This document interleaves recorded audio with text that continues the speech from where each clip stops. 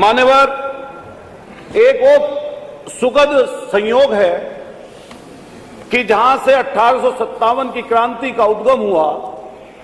उसी मेरठ की धरती से हम लोगों को भी आवाज बनने का मौका मिला। हमारी मातृभूमि भी वही मेरठ की धरती है जिसमें 1857 की क्रांति में शहीद आजम शहीद धन सिंह कोतवाल गुर्जर जी ने अपने प्राणों की आहुति, न केवल अपने प्राणों की आहुति, बल्कि उनके साथ साथ उनके पूरे गांव को अंग्रेजों ने उजाड़ दिया था। उसके अगल बगल जब हम जाते हैं तो दिल्ली के आसपास के सारे क्षेत्र, चाहे वो सहारनपुर का इलाका हो, चाहे मुजफ्फरनगर इस समय हो, बागपत हो, शामली हो, मेरठ हो, बुलंदशहर का कालाआम हो, और दिल्ली के इर्द गिर्द के सारे इलाके, शायद ही ऐसा कोई पुराना पेड़ होगा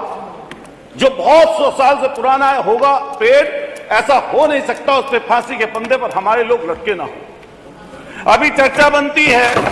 आगे आगे चलती है, सब लोग अपनी अपनी बात कह के जाते हैं,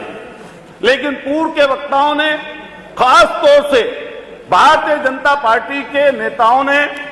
हमेशा जब वंदे मातरम की बात की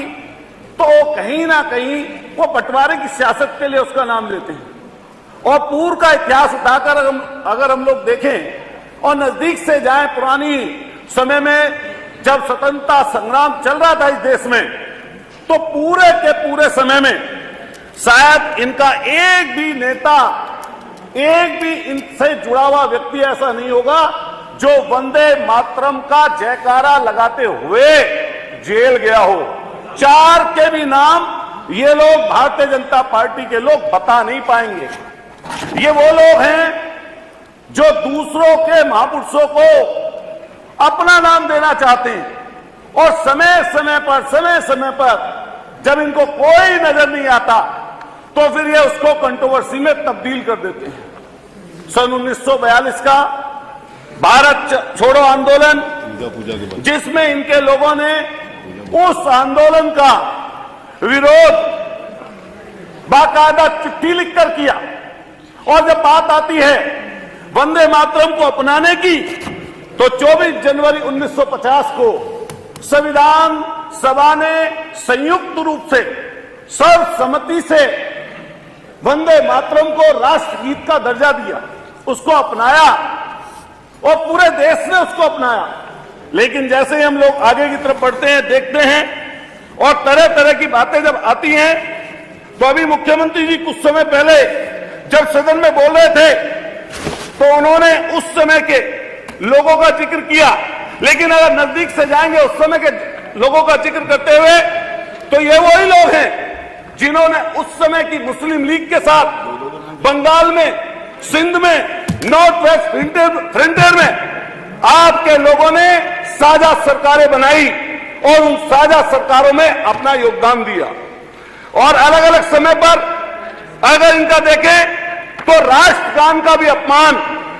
जो सबसे बड़ा संगठन है, आप लोग मात्र संगठन अपना बताते हैं आरएसएस, उसके मुखपत्र में भी राष्ट्रगान को आइटम ऑफ द इंटरटेनमेंट कहा, यानी मनोरंजन का साधन बोला। आप सोचिए, जो राष्ट्रगान को मनोरंजन का साधन बोल रहे थे, उनकी कैसी उस समय की सोच रही होगी, कैसा उनका विचार रहा होगा। और मजेदार बात यह है कि अभी चर्चा कई लोगों ने कर दी, 52 साल तक नागपुर में तिरंगा झंडा नहीं फहराया गया। जब 3 नौजवानों ने हिम्मत करके आरएसएस के मुख्यालय पर तिरंगा झंडा फहरा दिया, तो उनके ऊपर एफआईआर दर्ज आरएसएस के लोगों ने कराई। मान्यवर 13 साल मुकदमा चला, और 13 साल मुकदमा चलने के बाद में उनको जब मुक्ति से मिली, अब हम पूछना चाहते हैं, कहना चाहते हैं कि लगातार जब इस तरह की चर्चाएं आती हैं,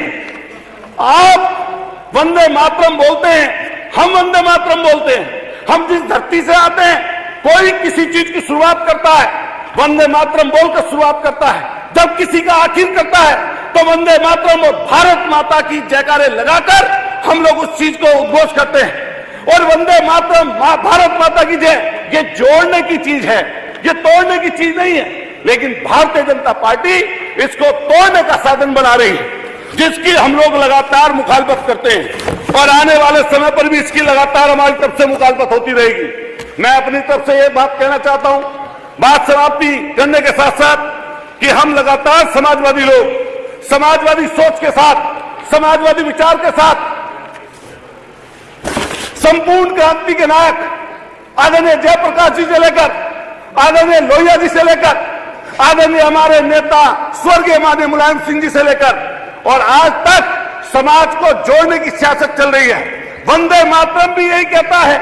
वंदे मातरम जो हमारा राष्ट्रगीत है, उसकी सोच, उसका विचार यही कहता है कि लोगों को जोड़ा जाए, और हम लोगों ने हर समय हर कदम पर लोगों को जोड़ने की सियासत की। लेकिन भारतीय जनता पार्टी इसके माध्यम से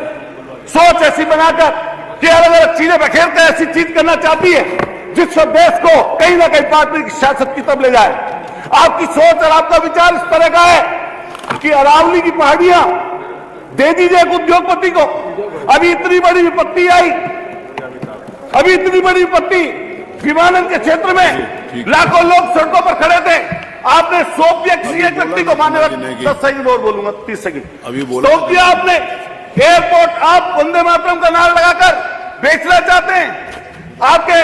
बंदरगाह बेचना चाहते हैं, कोयले काने किसी और को देना चाहते हैं, सारे लोगों पर, सारी चीजों पर किसी एक का कब्जा करना चाहते हैं, करवाना चाहते हैं। हम सब लोग यही बात कहेंगे अपनी लास्ट में कि सब लोगों ने बात चर्चा कर ली, लेकिन हमारी रगों में, हमारी सोच में अपनी मातृभूमि के प्रति जन्म से लेकर मरने तक अपनी मातृभूमि के प्रति जितना आपकी सोच होगी उससे कहीं हमारी सोच नहीं है। और मैं अपनी बात को आखिर करते हुए सब लोगों से कहूंगा कि हम लोग इसी सोच और विचार के साथ कि जहां जहां जरूरत पड़ेगी, जहां देश का नंबर आएगा, जहां देश की बात आएगी, वहां सबसे पहले लहू बहाने का काम हम लोगों ने किया, हमारे पूर्वजों ने किया, हम भी करने का काम करेंगे। बहुत बहुत आपका सबका शुक्रिया, आपने बोलने का वक्त दिया, धन्यवाद। बोलिए भारत माता की, जोर से बोलिए, बोलने की नहीं है और क्यों नहीं बोल रहे, बोलो ना, भारत माता की वंदे, बोलो वंदे, वंदे मातरम, वंदे। अब बोलिए।